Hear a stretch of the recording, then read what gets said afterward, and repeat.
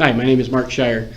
Back in 1994, I was that normal, everyday young adult living the dream, coming home from my first year of professional baseball, getting my first job as a teacher, coming into it, and then on September 10th, 1994, I get a call, I need to come home.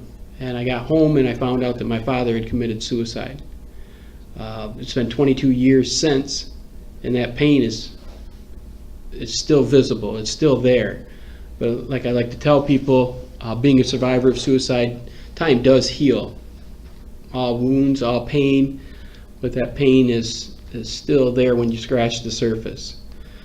I kind of, now I've been teaching now for 22 years, and I tell my kids in my classroom, I'm not sure what I want to do when I grow up. And I thought about it, and I've talked with people, I've done some talking, and what I really want to do, even though it was a joke to them, because teaching has been my passion, kids have been my passion. Part of that passion that goes with that, though, is wanting to go out and talk about being a survivor of suicide, to be able to help, because I know that I can, and I know that I have. I've talked with numerous people about being a suicide survivor. I've talked with numerous kids who have come back in one facet or another and have told me, thank you for saving my life. Without your impact, I wouldn't be here today. You can read some of the stories, some of the letters in which I've received from students in my past, that I've received from them about how I've saved their life. It's nothing that I look at as something where I hold my hat and want to brag about it, because I think it is something that is out there. We look at suicide and the term itself, and we're on eggshells about, suicide. People are asking me, I'm sorry, I didn't mean to bring it up. I don't have a problem in talking about it, and that's why I do want to talk about it. I think in our society today, we look at suicide and we walk on eggshells, and it's something that it is very dramatic, if you will. We look at it as a word that, oh my God. But it's something that it's a message out there, and I think I have that message to be able to talk to people about suicide and being a survivor of suicide and helping kids through that rough patch in life, whether it be that they were bullied in life or whether it be that they went through divorce, as far as their parents being divorced, and they don't have their niche in life. They don't feel as they fit. And my biggest thing is that my message is to find that passion of life. And if they can find that passion of life, or if I can find a way to show them that passion of life, then that's what I want to do. 22 years ago, my father, I didn't get that chance to tell them, or to tell him per se, that, these are the things you're going to miss out on because you chose to take your life. And if I could change anything, that is the one thing I would like to do, is to go back and to be able to tell him, these are the things that you could have been instrumental in. I had a young gentleman that I got called into school late at night because they found him in a suicidal state, and they thought that I could help with my message. And the one thing that I told him, your mom's outside the door right now crying. Think what that crying is going to become if you go through with suicide, or if you're not here. I said, how is that going to be?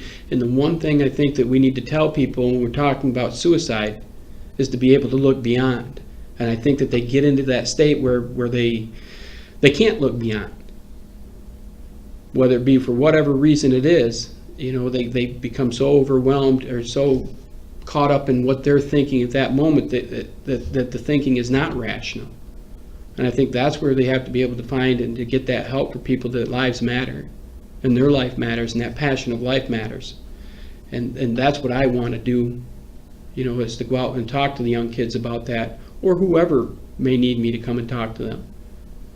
Because you don't know until you've walked through it. I mean, we have great counselors here at school. There's probably great counselors out there everywhere.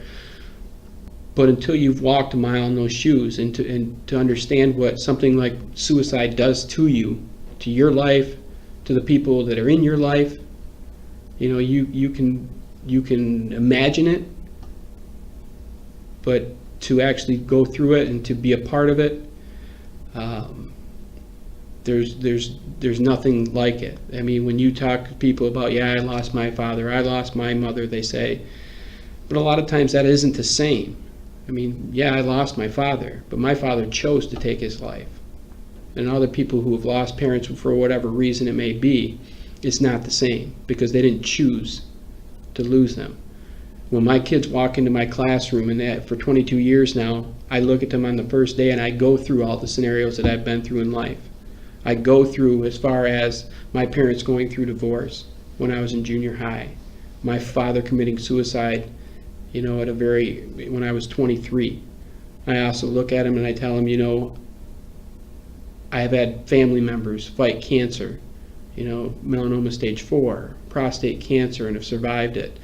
Age 38, I was diagnosed with type 1 diabetes. I told him I knew I was always juvenile, but at age 38, to be diagnosed with something as such as life-altering change, I think all these things have happened to me for one reason or another, so that I can be able to relate to many different avenues that my kids in my classroom go through. And I tell them I have an open door policy. Talk to me. And I've had people come in, whether it be letters that they've written after they've gone out of high school, or people who have been out of high school call me, or kids come into my classroom just to talk. I think we live in a society where, kids don't get that opportunity to talk. And I always tell them to watch the movie Patch Adams, where Robin Williams, the irony of him actually committing suicide, but in that movie, he always tells you to talk to people. Talk to anybody. Talk to the doorman. Talk to whomever. To communicate with people. And I think communication is one thing that we look at, where people are talking and there's somebody there to listen and to understand, the ramifications of suicide and how real it is in our society, and how our society, I think we look at it and know that it's a problem, but we really don't know how to deal with it, And I think the one thing that I bring that other people may not be able to bring is the fact that it's a real life happening in my life, and I've dealt with it, I've talked with kids with it, I've saved lives with it, and that's what I want to do. I want to go out and I want to be able to talk to people and have them understand that thinking about suicide and the taking of your life, are real. But the passion of life is also real. And to find that passion of life, to be able to fight off, the down times, to be able to live the good times. And in doing that, I think that my message can do that, and I know that it can do that because I've done it before. I've done it with kids, on a smaller scale, and I want to go out and talk to kids to make it a larger scale. And that's a passion I have in my life. Thank you.